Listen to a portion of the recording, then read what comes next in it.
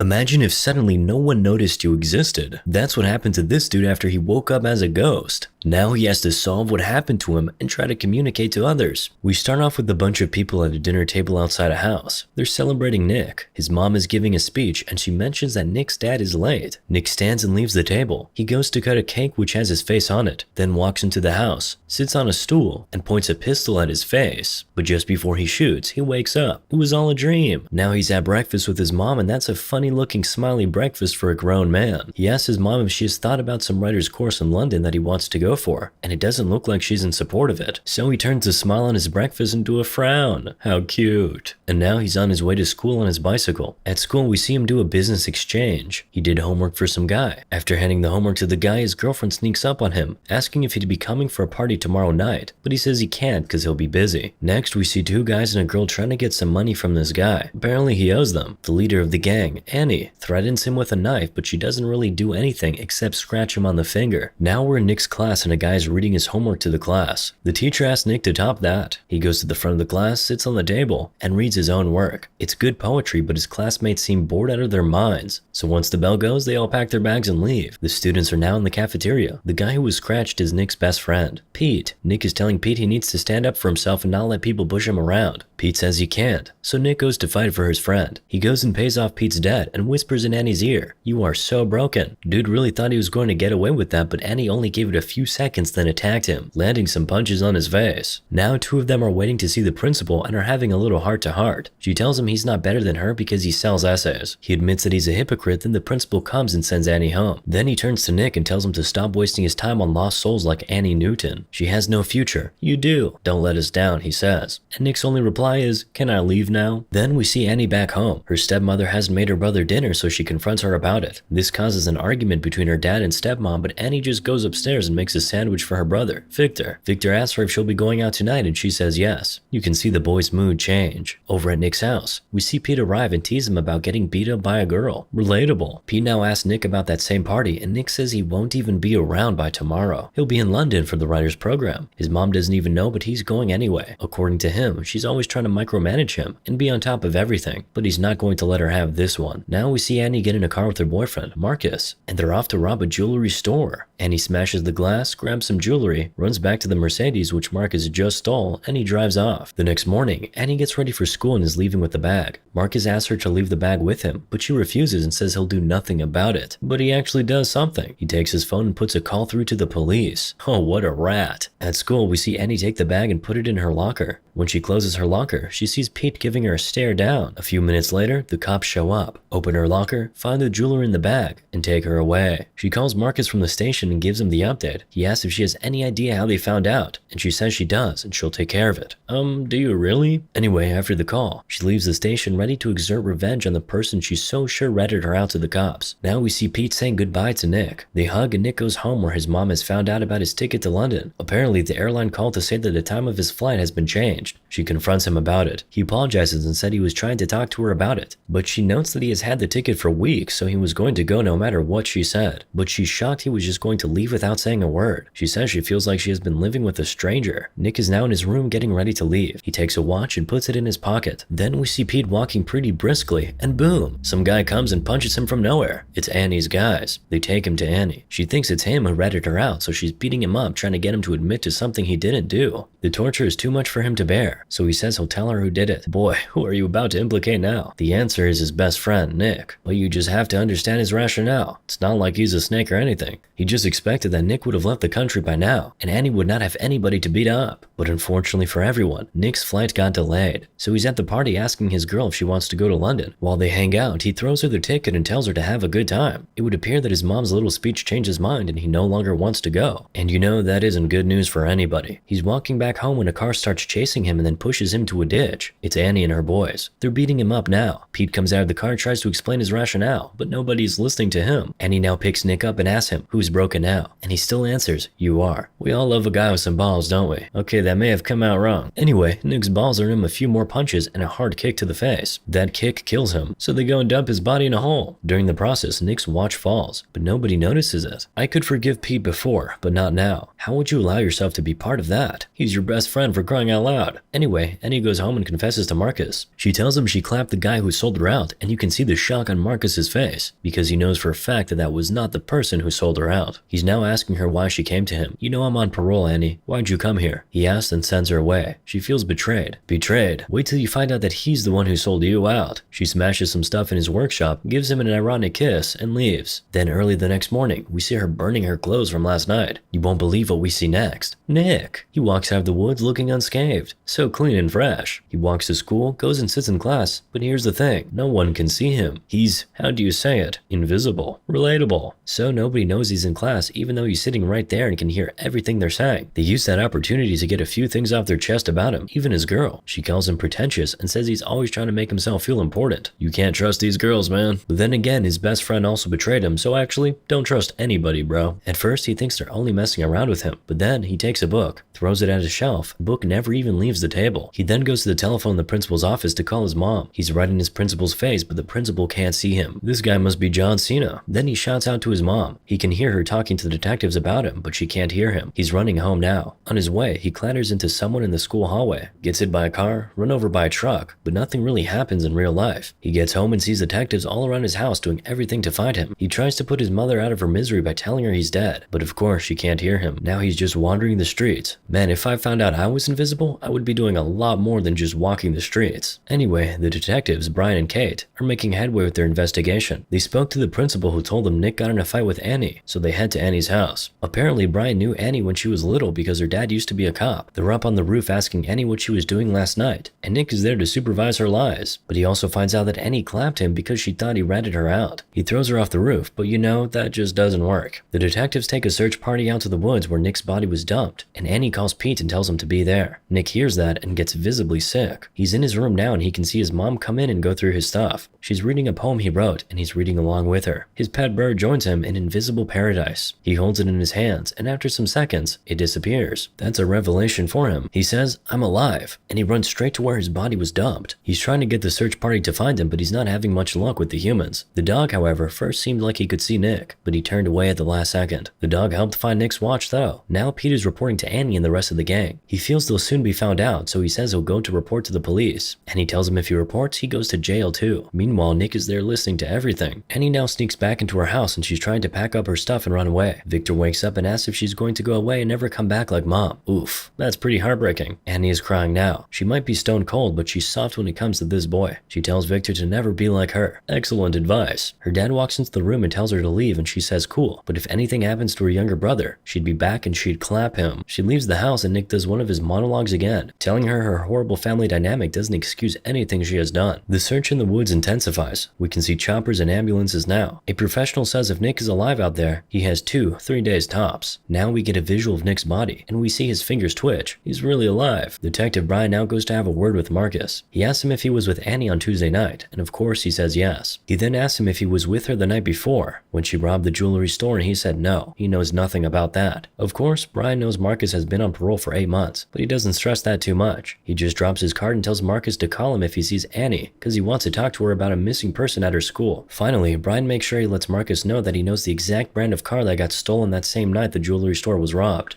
Nick is now telling his mom how he knows this won't change a thing for her, cause she always has everything under control. He's shouting at her, shaking her, scattering everything on her table, even throwing a chair through the window. But of course none of that actually happens. A few moments later, his mom breaks down and starts crying. She's really weeping and calling out Nick's name. Pete is taking a walk under the rain when Marcus comes from nowhere, grabs him, and points a gun at his chest. Marcus tells Pete that he's being followed by the police, and he actually is. He takes him into the woods and Pete points to him where the body was dumped. The next day, Marcus tries to trick Annie to come to a location station so he can clap her, but she suspects something, so she calls Pete and tells him to go instead. Pete goes and is followed by Detective Kate, after Nick did his best to get her to wake up and look. Pete is now at the bridge with the two guys while Annie is watching from a distance, but then Marcus comes from behind her and points a gun at her back. He takes her to the bridge where the rest of the guys are and tells Pete to go home. He runs home. You can see how thankful he was that he was asked to go. Marcus says they have to move quickly because there's a tail on Pete, and he's right, but it's too late now. The cops are already here. Annie then grabs the shotgun from Marcus and is pointing it at the cops, but they're surrounded now. But Annie is one hell of a survivor. She manages to climb out and escape. Peter Parker would be extremely proud. While she's running away, Nick screams, "They'll catch you, Annie," and it seems like she heard him, because she turns around and yells something. So Nick goes, "She heard me." She goes to a club and sells a ring which belonged to Marcus to some guy. After he pays her, she decides to stay back and do a little dancing. She takes off her hoodie and beanie, and is now doing the signature white woman dance while Nick is just watching her. The next day, she goes to her mother's grave, and she says she's sorry. Then Nick starts talking about how sometimes he wishes his mom died, instead of his dad, because of how much pressure she puts on him. He now reaches out to Annie and touches her shoulder. He says he knows she can hear him, so he tells her just to tell them where his body is, but she just stands up and leaves. He follows her. She breaks into the school at night and puts some money in an envelope for Victor, and puts it in her locker. Nick is there to tell her he's dying, and he doesn't have much time left, and ironically, she's the only one who can save his life. You can tell she can hear his voice in her head, so he screams her name and she turns around, but she can't see anybody. She's miserable now. She goes to take a shower, and being a good boy, Nick makes sure not to look. Meanwhile, Nick, the one in the hole that is, opened his eyes at this point. Annie is sleeping now in the basketball court, and Nick is right beside her, running his hands through her body and calling out her name. He oversleeps and is woken up by the basketball team that comes in for practice. How are you a ghost and oversleeping? Or sleeping at all for that matter? Anyway, now we see Annie in Nick's house. She's going through his old photos and getting nostalgic. Do not tell me these two are falling in love, because even Nick is out here smiling while his body's decaying in that hole. Thankfully, Nick's mom comes in and kills whatever romance was brewing. Annie runs out of the house and straight into the woods to where they dump Nick's body. And Viola, the body isn't there. Nick is telling Annie that someone was there to move his body and he's asking her to think. She sees the substances that she found with Pete days back, and that tells her that Pete was here, so she goes after Pete at school. Pete is now telling her that Nick didn't even rat her out in the first place. He then confesses that he and Marcus moved the body, so she goes after Marcus. She ambushes him in his car, just outside a police station. Then she takes him to a precipice and tells him to go on his knees. Role reversal moment. Then she points a gun at him. Meanwhile, Pete is trying to self-delete. Nick is begging him not to do it, but Pete can't even hear a thing. But here's the beautiful thing. While Pete is in that transition zone where he's not dead yet, but not fully alive, he sees Nick. They can see and talk to each other. Nick is now asking Pete where he moved the body to at the same time Annie is asking Marcus the same question. They both answer about the same time. After they do, Pete's parents rush into his room and find him in the state he's in, and Annie just leaves Marcus and turns around to go find Nick. But not clapping him turns out to be not a very good idea, because Marcus stands up and shoots her. She doesn't die though. She has enough in her to shoot him and stand up and call Detective Bryant. She tells him where Nick is and tells him she left something for her brother in her locker, and he should make sure Victor gets it. The cops rush off to the dam where Nick's body is, but of course, Nick gets there before them. He finds his body and he's now touching himself. Oh no, not in that way. He's with his body now, but you know, he can't save himself. The dam gates open and Nick is drowning. Kate calls for the gates to be closed and now the cops are looking for Nick. Brian finds him and they all rush there. Indeed, he's alive. They rush him into the ambulance and Annie is there watching from a very far distance. She's still bleeding. She gets into her car and sort of blacks out for some time. She's woken up later in the evening by a cop who asks her to come down from the car, but she doesn't and just drives away instead. As expected, they start chasing her. At the hospital, Nick's mom is watching as the doctors try to save her son. The police finally surround Annie and they all have guns pointed at her, but she hears Nick's voice in her head saying, "I need you, Annie, I need you." And that was all the fuel she needed. She steps on the accelerator and drives through the police blockade. She gets to some place, dumps the car, and completes her journey on foot. Where does she go? The hospital, of course. Nick directs her to where his body is being operated on. She gets there and Nick's mom goes, "You have some nerve," the moment she sees her. Nick tries to play peacemaker, but you know, mama can't hear you. So Annie has to do it all on her own. She says she just has to talk to Nick, but Nick's mom lands a slap on her face. Annie then tells her that Nick is here, that she can feel him and hear him, that she knows what he wants. Of course, she doesn't believe her. So on Nick's directive, Annie tells Nick's mom about that time she was in his room reading his poems, and how he was with her then. She now asks Annie what she wants, and Annie says she just needs to see Nick. She can help him, but his mom says no. Annie hands her her gun, and says she knows she can bring him back. She finally lets her go in. Annie is now running her fingers through Nick's body. She apologizes to him and begs him not to go. while. She takes off her necklace, which once belonged to her mom, and puts it in his hand while she joins him on the bed and snuggles with him. When she does that, the invisible Nick disappears, and the real Nick wakes up and calls Annie's name. Annie says she wanted to do one good thing, and Nick tells her she did. She saved him. Then Annie taps out. Then we see Victor playing with a toy plane, and Nick shows up and has a conversation with him. Victor says his sister died, and Nick says they should send her a message. Victor's message is simple and short. Hey Annie. So Nick writes that on the plane for him, and they fly it. Moral of the story? I don't know, but that was sad.